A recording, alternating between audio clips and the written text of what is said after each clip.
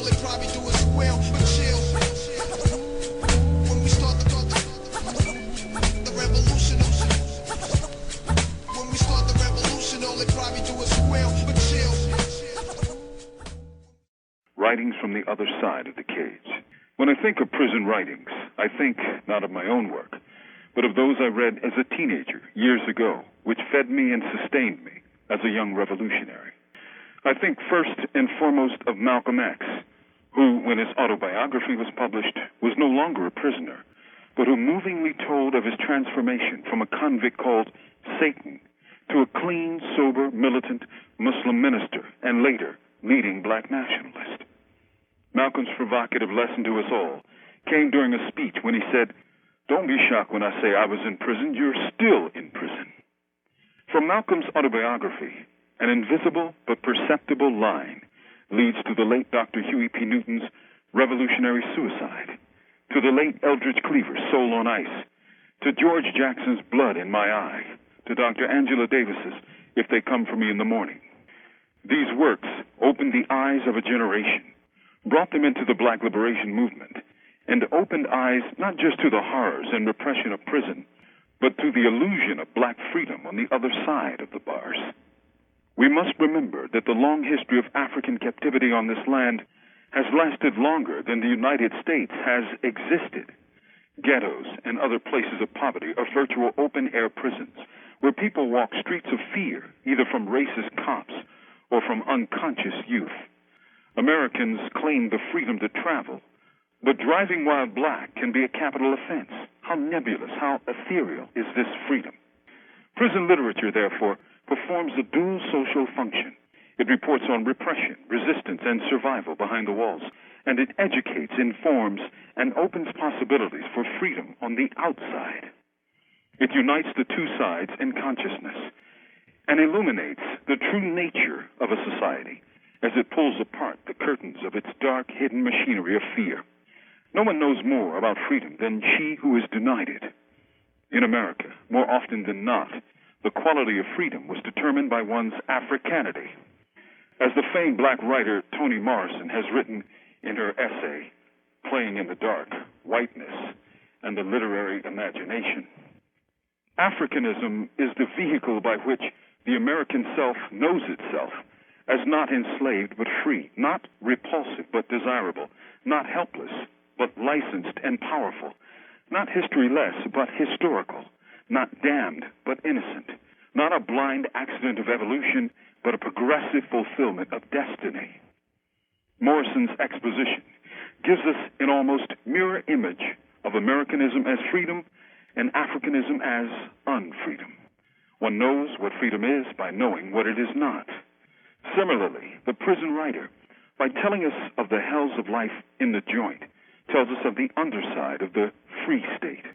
For centuries, Africans have known that when the high and mighty spoke of freedom, it was but words, as empty as the space between the stars and the heavens.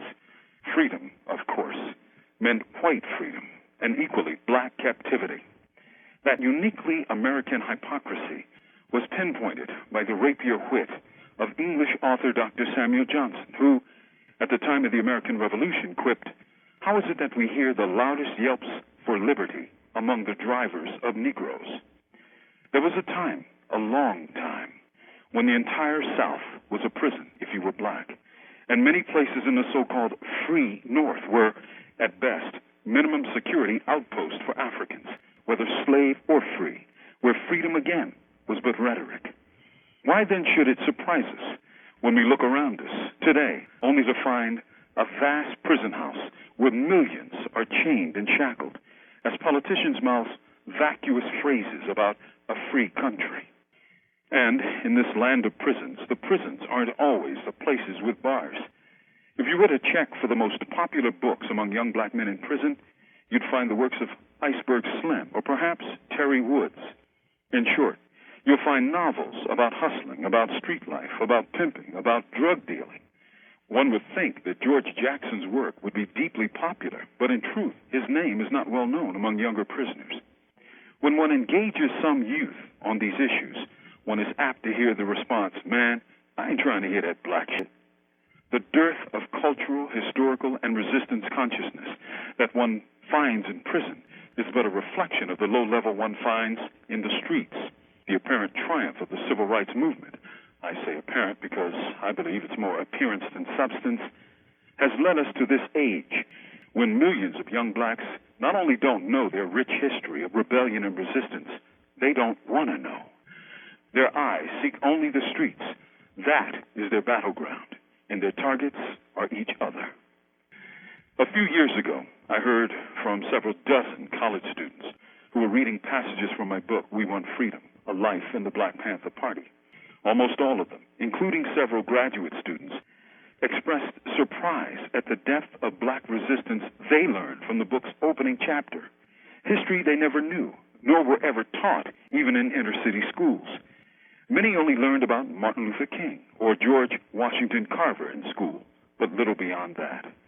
They received Black History Light, a sweet, almost deracialized history, where things were once bad, but Reverend Dr. King saved us, and our people finally got to vote.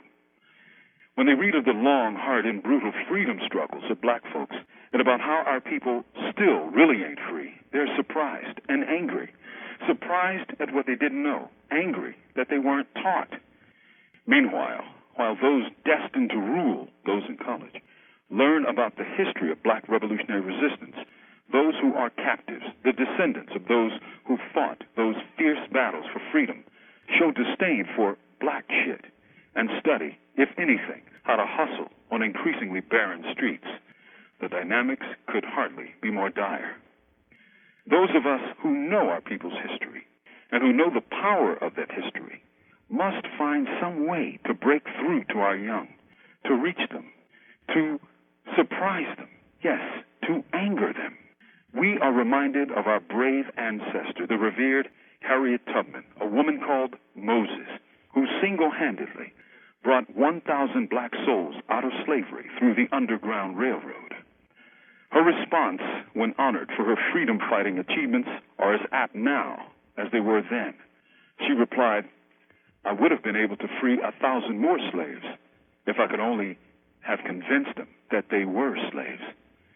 Young people, especially those in modern-day captivity, must be exposed to the works of people like Malcolm X, Dr. Huey P. Newton, Dr. Angela Y. Davis, and George Jackson. It is their history that they must own, if only to gain a true knowledge of freedom. Thank you. From Death Row, this is Mumia Abu Jamal. These commentaries are produced by Noel Hanrahan for Prison Radio.